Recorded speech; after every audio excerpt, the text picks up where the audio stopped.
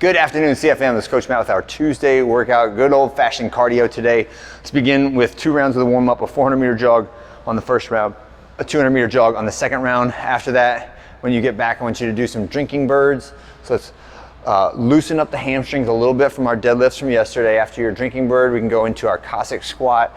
So if you can do this freestanding, that's great.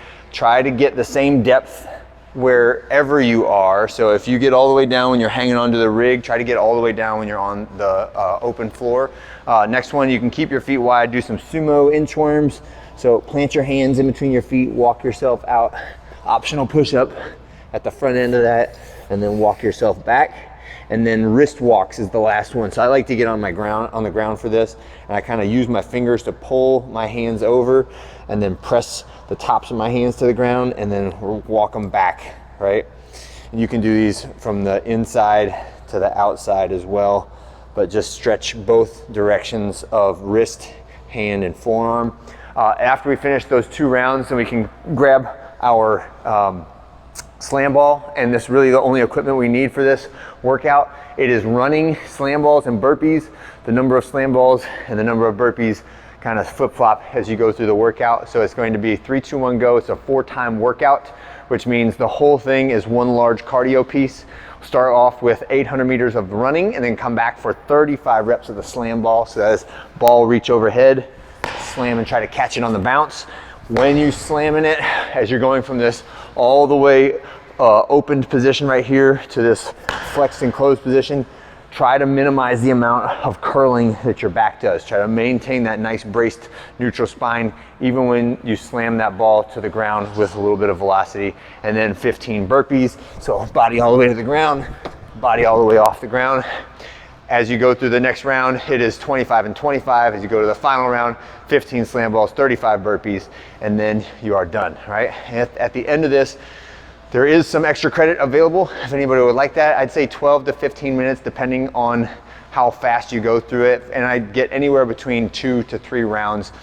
25 sit-ups is one piece I'd like for you to do. You can choose what form of sit-ups that you do if you got one that you feel works really well for you. I feel like ab mat sit-ups, it's the old standard for a reason, right? It really stretches your abs out. If you do like 3 sets of 25 of that, you should feel it, right, in the next couple days. Next one is our 30 reps. We're gonna do the 5-way hip exercises. So 30 divided by 5 is 6. So I want you to do 6 reps of each of these exercises on each side. So the first one is just a straight leg raise, heel higher than the toe when you do this. Then we're gonna do circles forward. Again, 6 reps of each of these. Circles backward is the second exercise. A big leg swing is the 4th exercise. And the 5th exercise is the bicycle pedal. And the more I do that, the more I realize it's not about all the 5 different exercises. It's about doing 30 or 40 or 50 reps straight, holding that same tension in the gluteus medius and the piriformis. That's what really gets it, right? So if you want to do different order of events, or if you want to do slightly different exercises but get the same rep count, it'll all work out just fine, okay? So the next one is wall angels. This is one of our shoulder rotator exercises. So we're trying to press your back hard to the wall, rotate those wrists up towards the wall, and then reach and try to slide your forearms up the wall, even though we know you probably can't touch them, or I can't anyway, a few of you guys can, but reaching towards the wall as if we were trying to touch the wall. Next one is some calf raises and then heel taps from a plate. So I've got a 45-pound plate here. If you wanna make the calf raises a little bit harder, grab a dumbbell.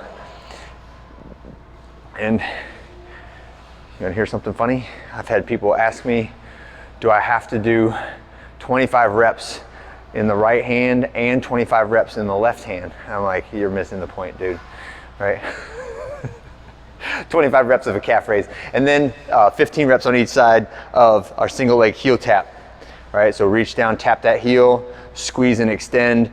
The single leg heel taps need to be very slow and very deliberate with the end ranges, all right? So at the bottom, I am touching, but I am not weighting down this foot that's on the ground, and I'm not pushing off with that foot to get back up.